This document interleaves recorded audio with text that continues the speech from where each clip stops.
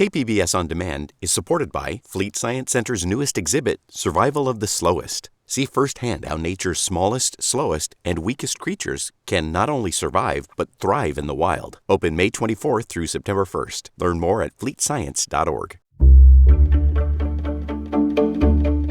Good morning, I'm Debbie Cruz. It's Wednesday, January 15th. County supervisors call for a special election to fill the vacant seat. More on that next. But first, let's do the headlines.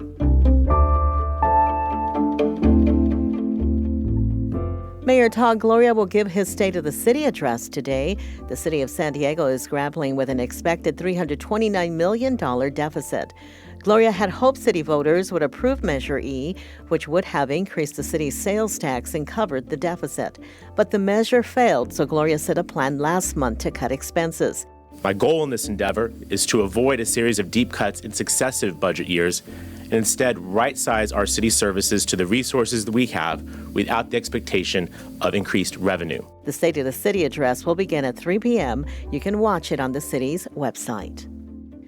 The San Diego Community College District has sold $850 million in bonds since Measure HH passed in November.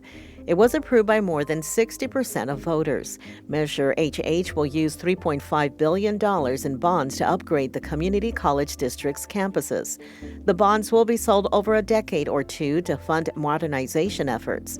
Those include affordable student housing at San Diego City College and an English and Student Resource Center at Mesa College.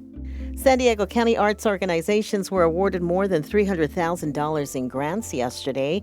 Those grants came from the National Endowment for the Arts. The San Diego Union Tribune reported that the grants were awarded to 16 local organizations, and they cover a wide range of art forms, including visual art exhibits, free dance classes, and Latino film and Juneteenth festivals. Several grants were also awarded for arts training.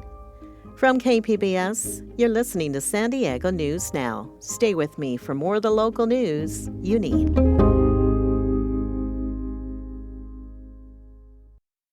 KPBS On Demand is supported by the National Conflict Resolution Center. Geopolitics, a divisive election year, and strained budgets are all topics that can create tension in the workplace. NCRC can help workplace leaders navigate polarizing issues with the Culture, Communication, and Conflict Certificate. More at ncrconline.com.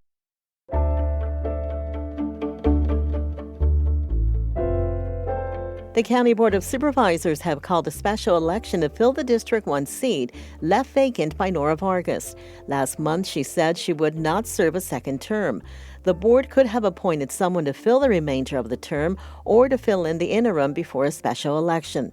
But yesterday, they chose to leave the seat open until the special election. District 1 resident Donier Meganson says they made the right choice.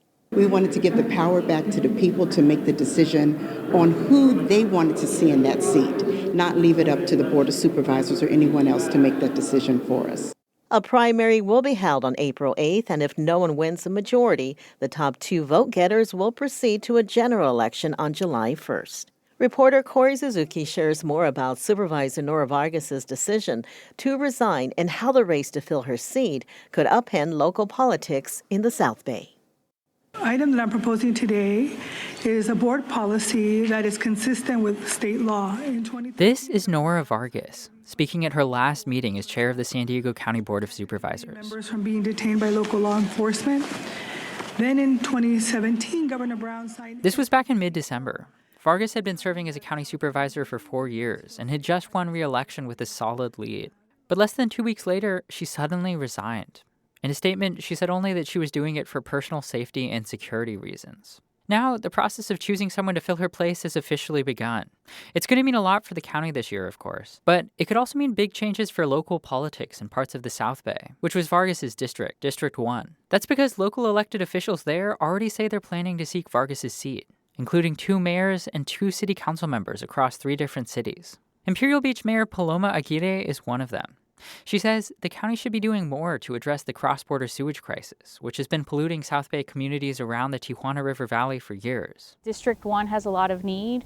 We've been in a lot of need for other issues around the sewage crisis, where the county has a specific and important role. John McCann, the mayor of Chula Vista, is also planning to seek the open seat.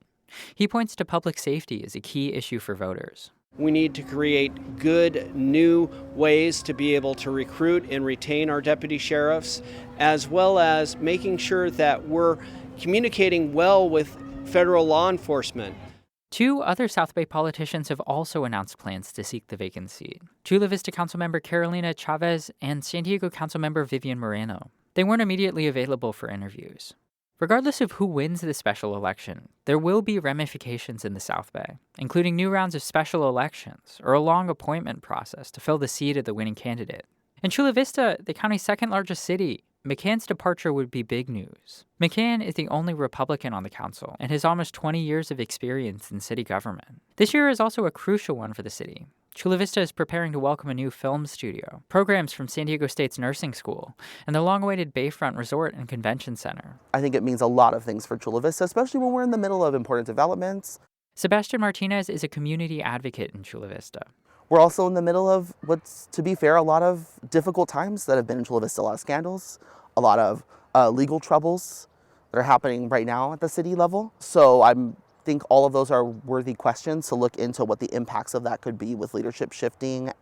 Over in Imperial Beach, voters could see a similar disruption if Aguirre leaves. The mayor has been an outspoken advocate for more research and stronger public health measures around the sewage crisis. Her replacement might have different priorities.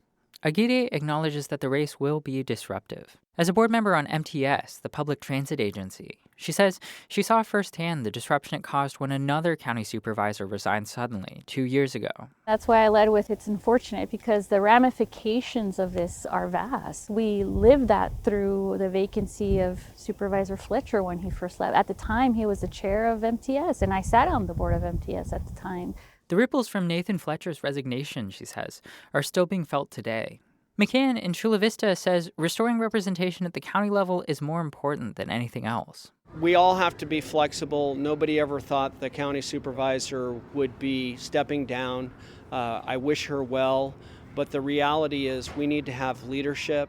Martinez, the Chula Vista advocate, thinks many South Bay residents are tired, especially after last year's long election cycle. You take the time to go out to vote for someone. I think you expect them to finish out the job, and I think you expect them to finish out the job without scandal, hopefully, and that's been difficult to do in this district in general. Martinez wonders how many people will be excited to see their elected leaders seeking a new job, just weeks into the new year. Corey Suzuki, KPBS News. The National Weather Service is forecasting low temperatures in the 40s tonight and tomorrow night. Reporter Katie Anastas went to a downtown church that opened its doors to people experiencing homelessness last night. 54-year-old Lisa Rodardi left her apartment in December. Every time we got our Social Security increases, rent just took it away from us. And so it left me with about $200 to live off of. And I just couldn't do it anymore. She stayed with family for a few weeks, but she says she didn't want to burden them. She'll stay at Living Water Church of the Nazarene tonight. It's nice. It's better than the streets. This is one of 3 locations in the city's inclement weather shelter program. When it's not raining, the program gets activated when forecasts call for temperatures of 45 degrees or lower. Pastor Chris Nafis says the program is meant for people who would otherwise be sleeping outside. The church is on the corner of 16th and Market Streets in the East Village, and their 28 spots fill up quickly. We have new people that come every time we open, but we also have a pretty consistent group of people. Our church is really deeply enmeshed in the community here. Father Joe's Villages operates 2 other inclement weather shelters. The Joan Kroc Center has room for 61 individuals, plus 11 beds for single women or families with children. The Paul Mirabal Center can fit up to 62 people. Katie Anastas, KPBS News.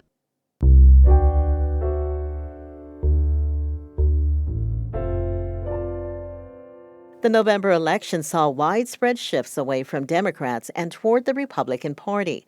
One of the biggest local changes came in Imperial County. Back again to tell us more is Imperial Valley reporter Corey Suzuki. It was a narrow victory, decided by a difference of less than 500 votes. But in December, the final election results showed that Donald Trump had won Imperial County. That's a big change in the region, a farming county where many families are working class and most people identify as Latino. Voters here usually lean Democratic in presidential elections. In 2016 and 2020, Trump lost by wide margins. It's not totally clear why this election was different. Some experts say people probably shared the national worries about the rising cost of living. Others say the results were a sign that voters in Imperial County feel abandoned by both parties. Carlos Bolivar lives in the city of Imperial. He thinks Trump's win was also a result of the biases that Harris faced. I think there's still people here in this valley that are not too keen on having a female president, especially one of color. If a person was able to open their eyes and look beyond that and look at the qualifications, you should have had a different turnout. Bolivar is a registered Republican, but he crossed party lines to vote for Harris after hearing Trump talk about being a dictator on day one. Bolivar is apprehensive now about what that victory is going to mean for the country, but he says all he can do is wait and see what happens. In El Centro, Corey Suzuki, KPBS News. That's it for the podcast today. As always, you can find more San Diego news online at kpbs.org. Check out the Midday podcast this afternoon. They are talking about the possible local impacts of a Trump presidency. I'm Debbie Cruz. Thanks for listening, and have a great Wednesday.